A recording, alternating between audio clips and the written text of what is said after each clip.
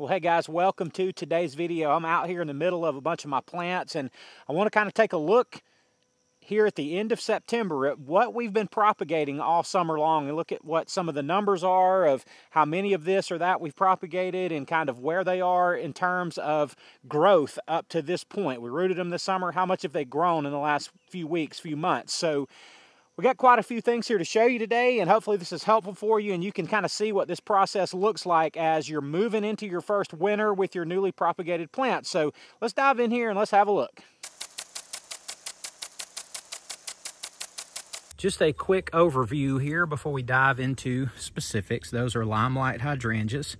Those are gold mound spireas, silver dollar hydrangeas.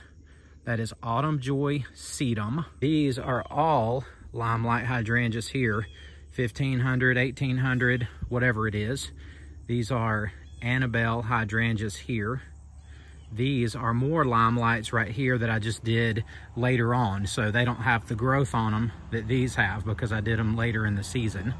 And this first little strip right here is silver dollar hydrangeas, and these are all limelights here that started out at the same time these did, but I've taken a couple of the trays, about 150 plants, and I've already potted those up. So we're gonna keep some and then we'll sell some as plugs. Let's see, back here you have sedum. It's called Medio variegatum. I'll put that down on the screen because that's a weird name. Another tray of Annabelles right there. If we move on over this way, we have mostly silver dollar hydrangeas right here in this kind of horseshoe shaped, going back in there and over there. And then I've got some little Laura petalums that are growing over here. And then some hosta divisions down here of blue mouse ear hostas, and I got more hosta divisions elsewhere. So let's go check out now some specifics on some of these. Now, the first plant I want to show you is a sedum, also known as a stone crop, and this is a real common variety called Autumn Joy, and I've shown you guys how we propagate these. Now, let me just give you an example of one of these, and just to kind of show you an up close look at these. This is done from a cutting, and you can see that it's putting on a little bit of new growth, and it's doing that here late in the season in the form of a bloom. So these are rooted. These are almost foolproof. One of the easiest plants that there really are to propagate, and I would highly recommend that you have a good number of these in your nursery. Now, I wouldn't bet the farm on stone crop or sedum, but it's good to have some in your nursery. And this is the mother plant, parent plant that cutting came off of, and I took it, I'm gonna say about 6 or 8 weeks ago since we started these, but just to give you a pretty good idea of what this looks like now. And this really doesn't matter because in the winter this is all gonna die back down to the soil level anyway, and next spring it reemerges from below. But just to give you an idea of where this is headed, this will be, you know, nice and big by early May next year. So these will be completely ready to sell. So this, like pretty much all the plants that we do, you know, we get our cuttings from plants that we already have. So you don't have to have some alternative form of stock, like growing in your landscape or planted out in the field or whatever. You just take the cuttings from the plants that you already have. So the sedum is one that we have propagated. We did, I think I did 4 trays of 18, which, do my math, but I believe that's 72. And you know, we'll have at least 70 out of the 72, maybe 72 out of 72, because they just almost never die. They don't require hardly any care at all. So it's really a can't miss plant, at least on a small scale for your nursery. Now, the next one I want to show you is the Annabelle hydrangea. Now, a couple of things I want to show you here. Now, this tray is Annabelles that I stuck probably around August the 1st. I'm guessing on the date. The date's not that important, but it's only been about 6 or 8 weeks since I stuck these, but they're well rooted. Could have been the end of July, but something like that. Just think mid to late summer on these, and that's because that's when I had them ready. Ideally, I would have stuck them a little bit earlier in the season than that, say mid-June, early June, something like that, but I didn't. I did it when I had time to get to it. Now, the one I'm showing you here in a pot was done from a hardwood cutting back in the winter. So anytime in the winter, there's no exact time to do it. Just get them stuck before your weather starts to warm up in the spring. But let's say I stuck this in February as a hardwood cutting. It grew really fast in a plug tray like this. Sorry, the garbage truck's back there being kind of loud if you can hear that.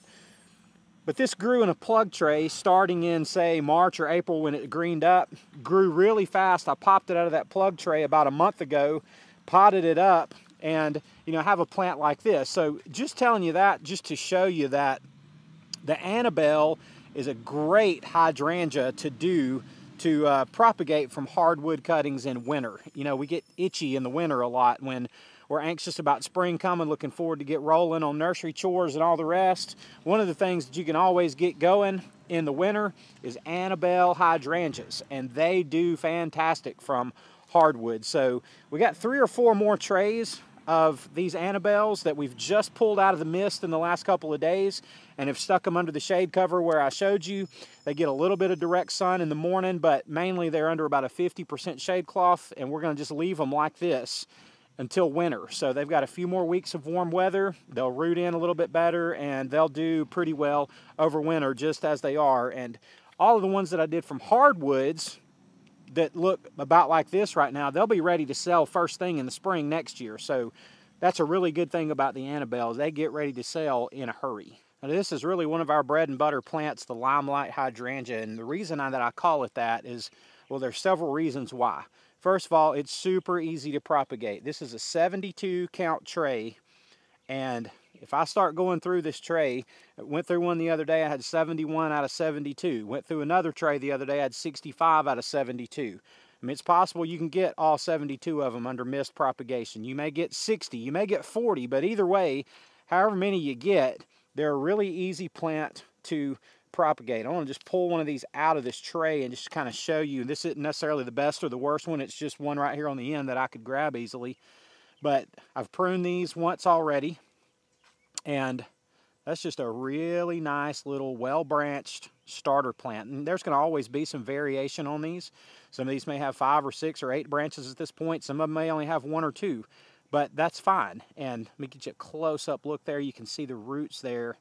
Just, I mean, it's just a really, really nice little plant. Now, for me, what I do with limelights is, I mean, this year I've done more than I've ever done before. And I've got, I don't know exactly because I haven't been through all of the trays, but conservatively I've got 1,500, and I may have as many as 1,800 or 1,900 of these. And you're thinking, can you sell that many in a year? Isn't that kind of a lot? Well, the answer is yes, I can sell them in a year. Now, I don't know if I can sell them out here in my nursery sales that many. I know I can sell at least a few hundred because I've done that.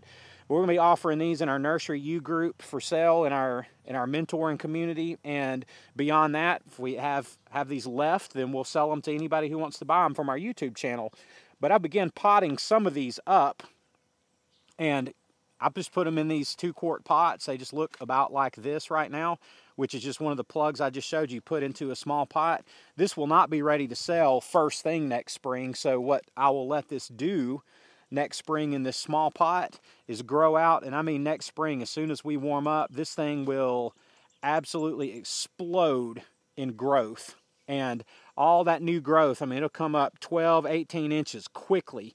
That will all be cuttings for next year. So, and then we'll worry about this plant after that. But I've got a couple of hundred of these potted up already into these pots for myself. Then beyond that, we got many, many others, several hundred others that weren't propagated this year that will be ready to sell next year as well in the spring and also in the fall. So just letting you guys know, I cannot stress to you, if you're wanting to start a nursery or if you have a nursery, you've got to get hydrangeas of some kind into your nursery. They're easy to propagate, they're easy to overwinter, they grow fast, they sell like crazy, everybody knows what they are, they've got all the things going for them that make them a great nursery plant. So it's one of the reasons why we do, or those are some of the reasons why we do so many of these limelight hydrangeas. They came off patent in February of 2021, so you can just knock yourself out propagating these all you want to. You're not dealing with a patented plant anymore. Sometimes that's a concern for people, and it is concerning, but they're not patented anymore, so you don't have to worry about that. So all of that said, this is just one example of the limelight, and we have multiple ways to sell lots and lots and lots of these. So great, great plant. Now these are silver dollar hydrangeas. Now I'm not going to belabor the point on these, but everything I just said about the limelight is very similar for a silver dollar hydrangea. Let me pull one of these out of the back here and just give you a look at this. This is a little less well branched than the other one I showed you a minute ago, but it's got 2 branches starting on it. It's getting a lot of really nice roots going on there, and This is another really, really nice, very, very good selling hydrangea. And it's similar to the limelight in its growth habit, but it's a little bit of a smaller version of it, and it looks a little bit different. But it's a paniculata hydrangea, loves the sun, just like the limelight. And when these start blooming, they're brilliant white blooms. People just can't get enough of them. So I don't know, again, exactly how many of these I have over there, 800 or 1,000 of them. I really don't know for sure, but we've got a ton of them. We'll be selling these on Nursery U and on our YouTube channel as well. And here's an example of a silver dollar hydrangea that was done from hardwood cuttings this winter. I've not had great success doing these from hardwoods, but you know, I stuck probably 200 hardwood cuttings of these this winter, and I got maybe 30 plants out of them. Well, it didn't cost me anything to do it. Those cuttings weren't going to be used for anything else anyway, so I got a few really nice silver dollar hydrangeas out of it, and that's just, you know, that actually would be ready to sell next spring first thing. So just another example of another really nice hydrangea, the silver dollar. Now I just want to show you this tray real quick. I'm not going to pop one of these out because they're not rooted well enough to do that, but we just pulled these out of the mist yesterday, and this is a tray. Let me see if I can get this. There we go.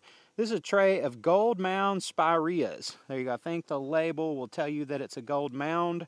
Yeah, it's gold mound spireas, and the spirea is a really nice plant for your nursery. It's a small little shrub, 2 to 3 feet tall and wide, and in the spring it is a really spectacular golden, really bright kind of showstopper of a plant, especially for a few months of the spring, and then it blooms, a little pink bloom on it.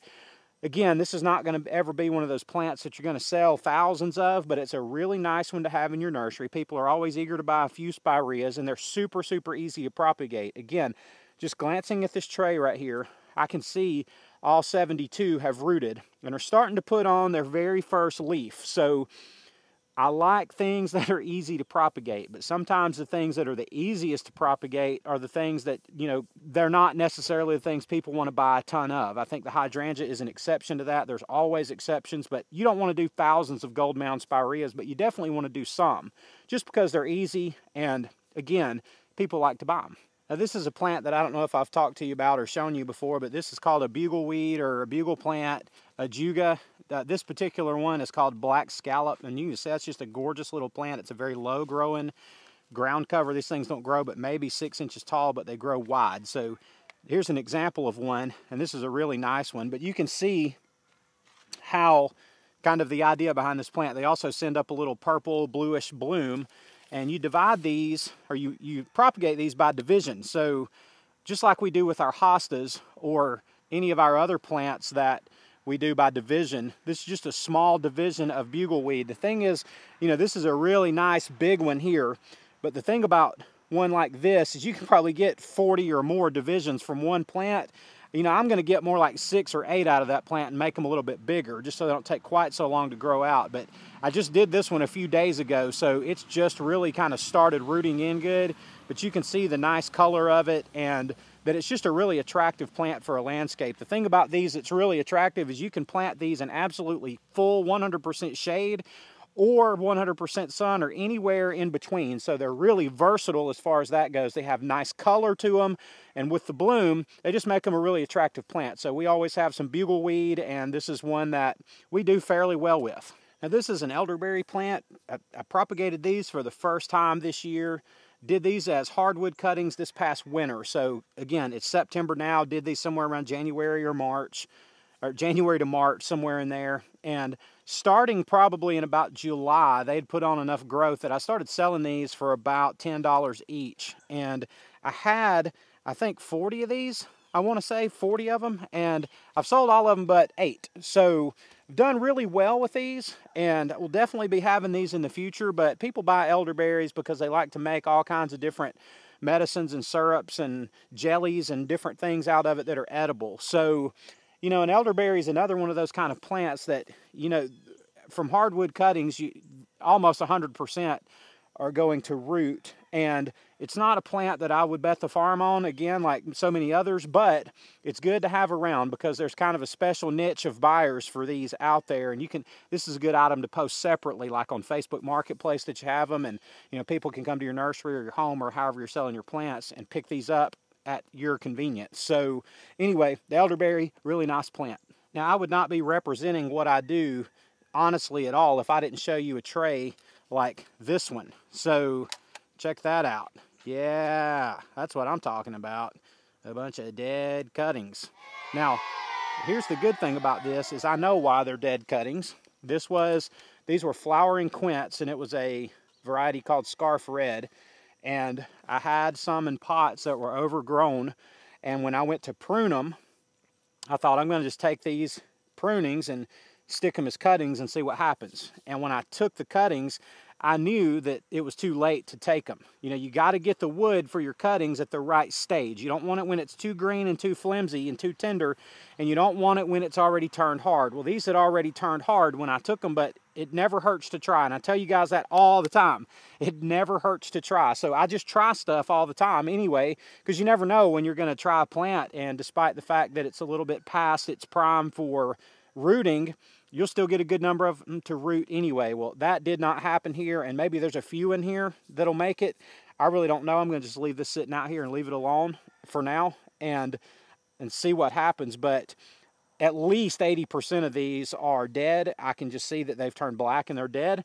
But this is just part of learning how to propagate plants. As things die, you get the timing wrong, you get the moisture wrong, you let them dry up, you flood them, you do whatever, and things just happen. So just real picture of nursery work is sometimes you have an absolute and complete crop failure. Well, that's what this is, and I don't even care. It was an experiment, and I got plenty of other stuff, so we'll just move on.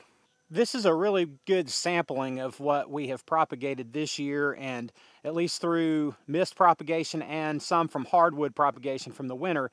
Now, we grow a whole lot of other varieties besides the ones I've showed you. We buy in plugs of all kinds of perennials, and a plug is what I'm showing you. And I pop these little plants out of their trays, that's a plug.